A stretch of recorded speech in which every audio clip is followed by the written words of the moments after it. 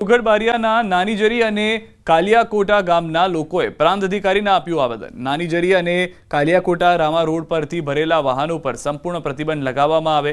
Rama road કાલિયાકોટા અને નાનાજરી ગામમાં overload ટ્રકોનું અતિ વ્યસ્ત અવરજવર હોવાની વાત કરી। રાત્રે ઘેરા અંધારામાં ચાલતા ટ્રકોથી અકસ્માતનો ભય સતાવી રહ્યો છે।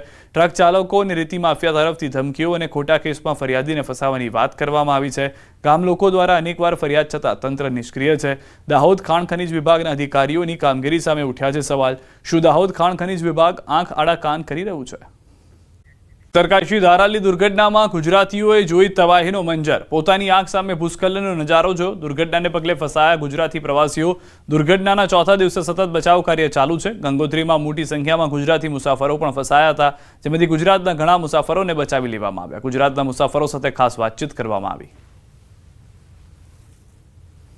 મારી આંખથી જ જોયું કે કેવી રીતની શું ઘટના ઘટતી હતી, મેં જોયું। પછી અમે એવું વિચાર્યું કે હવે અહીંયા આગળ જવાનો કોઈ રસ્તો નથી, એટલે આપણે બધા પેસેન્જરને સેફ ગંગોત્રી પહોંચાડી દઈએ। તો ગંગોત્રીની અંદર અમે ગયા એટલે ત્યાંના પોલીસ પ્રશાસન અને મંદિર તરફથી અમને ફૂલ સારો સપોર્ટ મળ્યો। મંદિરવાળાએ કીધું, આવીને કહી ગયા કે તમારે લોકોએ હોટલની અંદર રોકાવાનું છે, કોઈ પ્રકારનું ભાડું દેવાનું નથી, જમવાનું તમારા માટે બધી વ્યવસ્થા છે। ગવર્મેન્ટ તરફથી એ લોકોને એરલિફ્ટ કરાવ્યું। એરલિફ્ટમાં ઓલરેડી અમારે 50-52 જણા આવી ગયા છે અત્યાર સુધી। યુટિલિટી વેન હતી જે અત્યારે ઝાલા ગામમાં ફસાણા છે, એમાં લગભગ 9 થી 10 જણા અમારા કિચન સ્ટાફ છે, જેમાં રસોઈયા ને એ બધા છે। તો એ રોડના કનેક્ટિવિટી ન હોવાના કારણે એ લોકો નીકળી નથી શકતા અને ફોનના કનેક્ટિવિટી નથી એટલે વાત નથી થતી, પણ એ લોકો સેફ છે। જોડવા ગામમાં આવેલ ગાર્ડન મિલના 100 થી વધુ વર્કરો હડતાલ પર ઉતર્યા। મિલની અંદર જ વર્કરો પગાર મુદ્દે હડતાલ કરી। વર્કરનો આક્ષેપ છે કે સમય મર્યાદા કરતાં વધુ કામ કરાવવામાં આવે છે અને પગારમાં ધાંધિયાથી વર્કરો પરેશાન છે।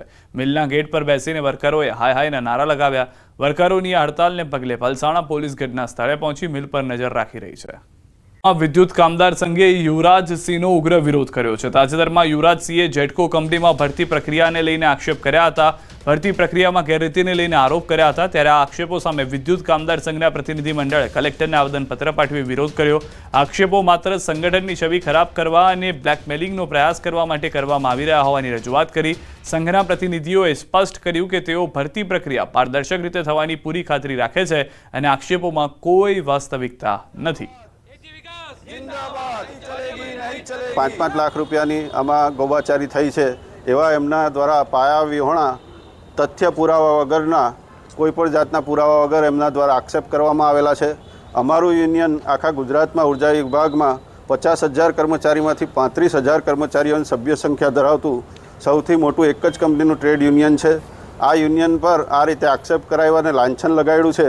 અમેરિકાએ ભારત પર લગાવેલા ટેરિફની અસરથી સોનાના ભાવમાં સતત વધારો થઈ રહ્યો છે। રાજકોટના જેમ્સ એન્ડ જ્વેલરી એસોસિએશનના પ્રમુખ હજુ પણ સોનાના ભાવ વધવાની શક્યતા વ્યક્ત કરી છે।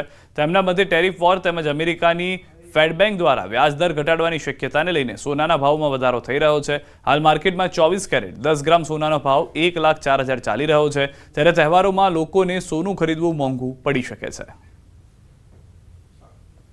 જે અમેરિકા દ્વારા ભારત પર ટેરિફ વધારવાની જે જાહેરાત કરવામાં આવી છે ત્યારથી આપણે જોઈએ તો સોનામાં ખાસો એવો ઉછાળો આવ્યો છે અને આજરોજ સોનાના ભાવ 24 કેરેટના ભાવ 1,46,60 આસપાસ નવો હાઈ ઓલ ટાઈમ હાઈ બનાવી ચૂકેલ છે। આ ટેરિફની અસર અને આવતા દિવસોમાં આવતા મહિનાઓમાં જે ફેડરલ દ્વારા વ્યાજદર ઘટાડવાની જે શક્યતા જોવાઈ રહી છે તેમની આ અસર સીધી સોના ઉપર જોવા મળી રહી છે।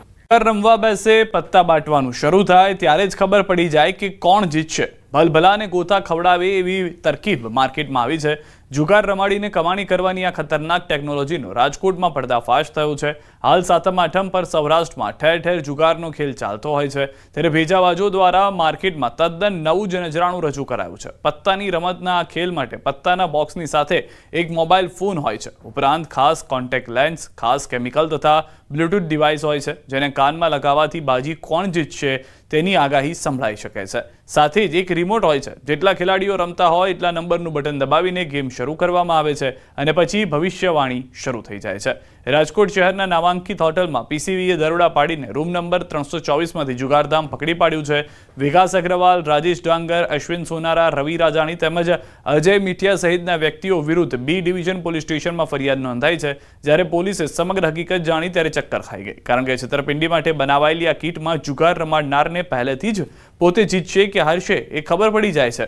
નવાઈની વાત એ છે કે સોશિયલ મીડિયા પર છેલ્લા 5 વર્ષથી આ પ્રકારના ડિવાઇસના પ્રચારનો વિડીયો અપલોડ થયેલો છે. પોલીસે 4260 નંગ અલગ અલગ કંપનીના ગંજી પત્તાના પાના તેમજ 75 નંગ આંખમાં પહેરવાના કોન્ટેક્ટ લેન્સ અને 4 જેટલા સેન્સરયુક્ત એન્ડ્રોઈડ મોબાઈલ ફોન કબજે કર્યા છે. સૌરાષ્ટ્રની અંદર શ્રાવણીઓ જુગાર રમવાનું ચલણ છે, ત્યારે સાતમ આઠમના તહેવારને આડે હવે બસ ગણતરીના જ દિવસો બાકી બચ્યા છે. ત્યારે તમે પણ જો જુગાર રમતા હોય તો ચેતી જજો, કારણ કે તમારી સાથે જુગાર રમનારો વ્યક્તિ છે તે ચીટિંગ પણ કરતો હોઈ શકે છે. ત્યારે કઈ રીતે ચીટિંગ કરવામાં આવે છે તેનો ખાસ કરીને ડેમો છે તે ન્યૂઝ 18 ગુજરાતી દ્વારા બતાવવામાં આવી રહ્યો છે. ખાસ કરીને ચીટિંગ કરવા માટે આ પ્રકારના જે કેમિકલ યુક્ત જે પત્તા હોય છે તેનો ઉપયોગ કરવામાં આવતો હોય છે.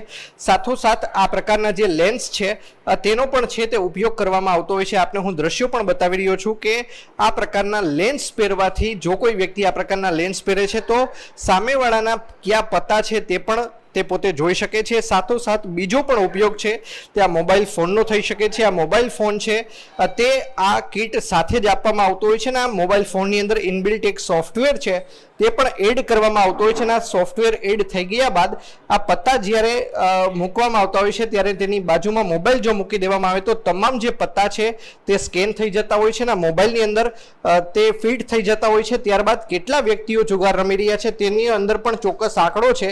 13 સુધીના મેક્સિમમ વ્યક્તિઓ છે તે રમી શકતા હોય છે, જેથી કરીને જ્યારે 6 વ્યક્તિઓ રમતા હોય ત્યારે 6 નંબરનું બટન દબાવવાથી તમામ વ્યક્તિઓની પાસે કયા કયા પત્તા આવેલા છે તે પણ જાણી શકાય છે. સાથોસાથ આ પ્રકારનું જે મક્ખી બ્લૂટૂથ કહી શકાય જે તે વ્યક્તિએ પોતાના કાનના ભાગે આ રીતે પહેરવાનું હોય છે અને જ્યારે કોઈ વ્યક્તિ પોતાના કાનના ભાગે આ પ્રકારે મક્ખી બ્લૂટૂથ છે તે પહેરે છે ત્યારે કાનની અંદર જ એક સેન્સર છે તે જણાવી દેતું હોય છે કે તમારું ક્યારે ભારે પત્તું છે, ક્યારે તમારે ચાલ ચાલવાની છે, ક્યારે ચાલ નથી ચાલવાની, ક્યારે શ્યોર શોર્ટ છે.